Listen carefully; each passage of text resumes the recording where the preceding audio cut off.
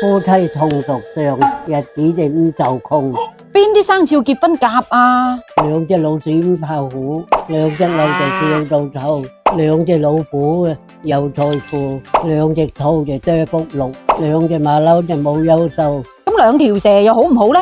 兩條蛇就財路通啊，咁兩隻狗呢？兩隻狗就雙隻狗。咁老鼠同牛呢？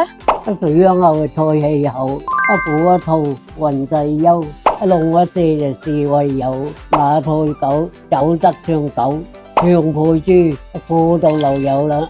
攞個老婆高過個頭，將來幸福到白頭。睇唔起你嘅人就只係親戚，我哋有錢嘅人只係熟人。又好似係喎。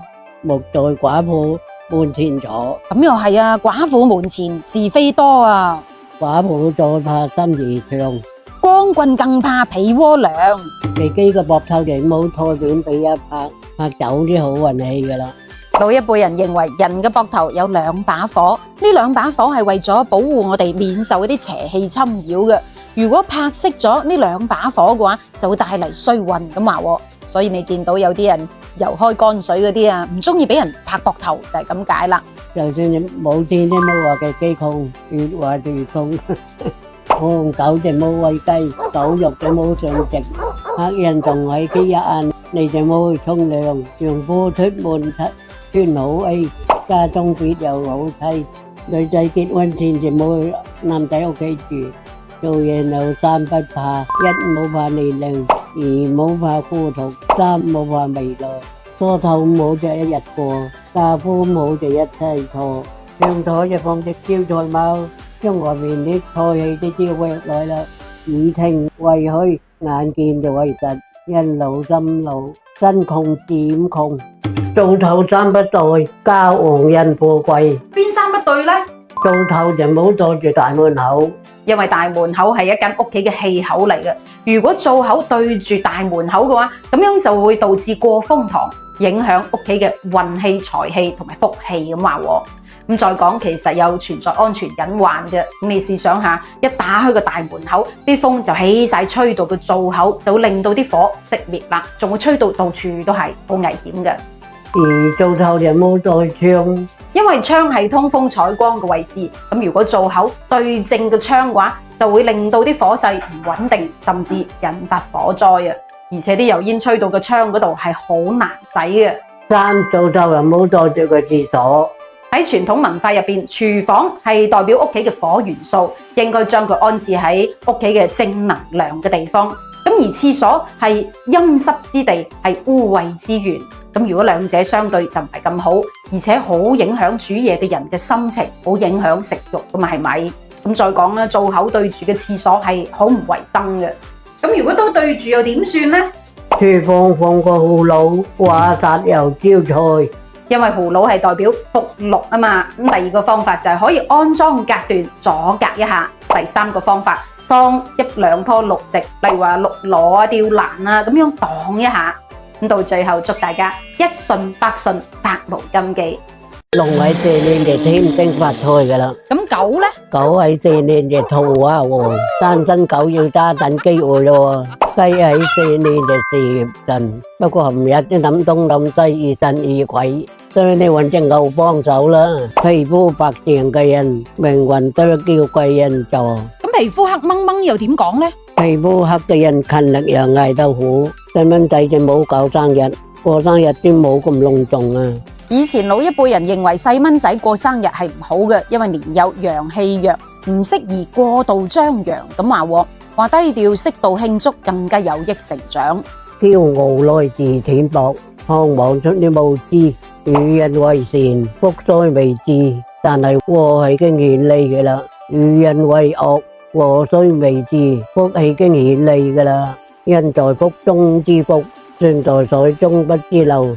眼尾起晒跳，要掹根眼睫毛，外母迷媽，人良冇住一家。喂，一坐個鐘凳你就冇得一坐啦。後生就好點算好？老來享福先至算福。家中就冇載住張床，床頭又冇掛鐘，大肚婆就冇去飲喜酒啦，又冇去參加啲白事。三生萬物一早七就變嘅啦。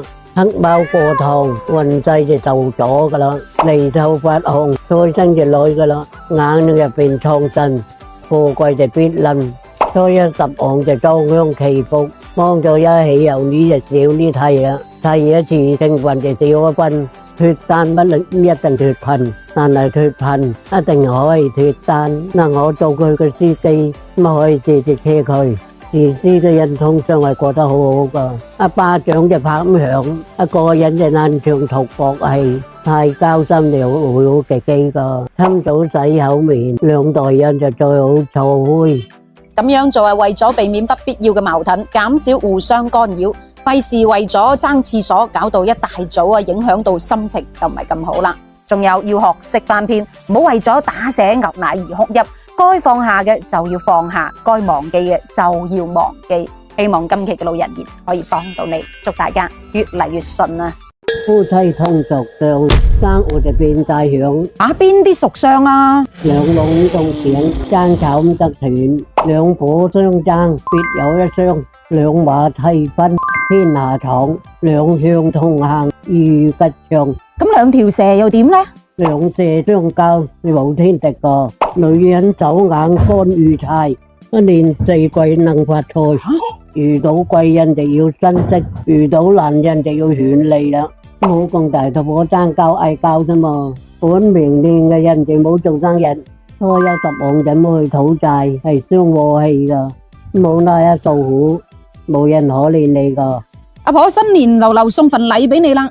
係啦，禮到就印心短，冇禮就討人厭。夫妻一條心，紅草就變紅金。夫妻唔和氣，男女都有人忌。能量低，個師就少啲講嘢，都係向神，再攝就冇精神噶啦。擇偶買樓，離婚就冇問有意見。辦白事，亂應去唔送，車到三千就必有路。船到橋頭自勸直噶啦。情人就新個好，朋友就老個好。將健康放喺第一位，一個人身體好，生氣足，運氣就唔會差噶啦。日飯只要食就好，唔好二口就食。本屋師嘅就數講就冇攞啦，掘頭做把。點解呢？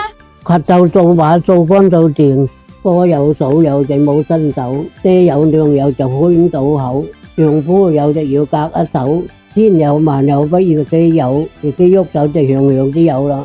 男怕柿子，女怕梨，豬乸怕西瓜皮。男怕柿子，一方面係怕食洗，因為柿子嘅諧音係細子，咁古人聽起身覺得好唔老禮，細子細子咁樣係咪？咁另一方面係怕男子好似柿子咁軟弱無能。咁女怕食梨係因為梨嘅諧音就係分離嘅離，咁喺古代女性係好怕嫁錯郎而導致離婚噶嘛。咁另一方面係因為梨實在太寒涼啦，咁女性食得多嘅話就唔係咁好。咁而母豬怕西瓜皮嘅意思，即係話西瓜皮太寒涼啦。咁如果豬媽食得多嘅話，就可能會流產咁話。最後一句，財氣都係藏喺情緒入邊嘅，令到自己開開心心、高高興興，福氣財氣不請自來。祝你喺嚟緊新嘅一年可以笑口常開。